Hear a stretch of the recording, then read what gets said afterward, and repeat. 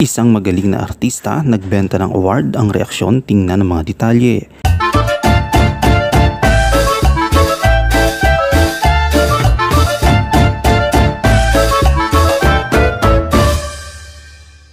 Tila ay kinagulat ng marami ang ginawa ng dating child star na si Jiro Manyo sa kanyang napanalo ng trophy sa Gawad Urian na kung saan ibinenta niya ito. May nag-react din mula sa mga tagapagbigay ng parangal kagaya ni Butch Francisco, isang miyembro ng manunuri ng pelikulang Pilipino. Sa isang pagkakataon, hinahingan siya ng pahayag kaugnay sa ginawa ni Jiro Manyo na pagbebenta ng award. Aniya, I am happy for him, we're glad to be of service. Ito ang nakakatawang reaksyon ni Butch Francisco, isang miyembro ng manunuri ng pelikulang Pilipino sa ginawang pagbebenta ni Jiro Manyo ng kanyang trophy mula sa Gawad Urian.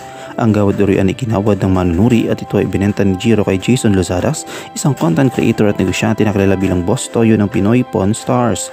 Si Jiro ay nagmarka sa kasaysayan ng industriya ng pelikulang na manalo bilang pinakamahusay na aktor sa edad na 12 sa 27th Gawad Urian noong 2004. Ang kanyang pagwagi ay dahil sa kanyang mahusay at nakapagbagbag damdaming pagganap sa Magnifico, isang pelikulang ipinalabas noong January 29, 2003. Matapos ang 2 dekada mula nang manalo siya ng Gawad Urian, muling nagkaroon ng atensyon si Jiro nang ibenta niya ang kanyang trophy bilang Best Actor kay Boss Toyo sa halagang 75,000 pesos. Si Butch ay lubos na ikinatuwa at nagulat sa ginawa ni Jiro, ngunit totoo rin ang kanyang kasiyahan dahil sa malaking halaga na nakuha ng aktor mula sa pagbenta ng Gawad Urian trophy. Ayon sa kanya, hindi bababa sa 6,000 ang halaga ng paggawa ng trophy ng MPP.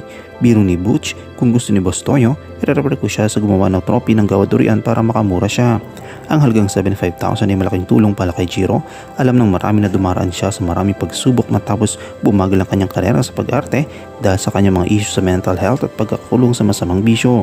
Una, sinabi ni Jiro kay Boss Toyo na 100,000 ang presyo ng kanyang Gawad Urian trophy, ngunit pumayag sila sa 75,000. Plano ni Boss Toyo na ilagay sa kanyang museo yung acting award ni Jiro mula sa manunuri ng pelikulang Pilipino, ngunit walang pangalan ng batang aktor sa trophy dahil hindi niya na-engrave ang kanyang pangalan.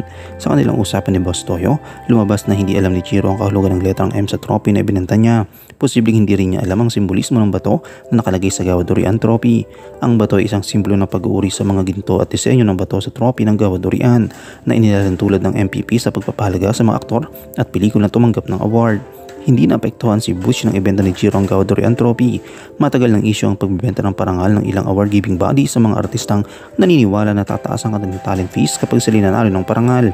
Ngunit ngayon lang nangyari na nadawit ang isang prestigious award-giving body tulad ng manunuri ng pelikulang Pilipino sa bentahan ng acting trophy dahil sa kilos ni Jiro, isang dating child actor na may pinagdaan ng mga pagsubok sa buhay. Ano yung komento kaugnay dito? Shoutout tayo kay SNST, kay Gloria Tortuga at kay Happy Lodan Sam.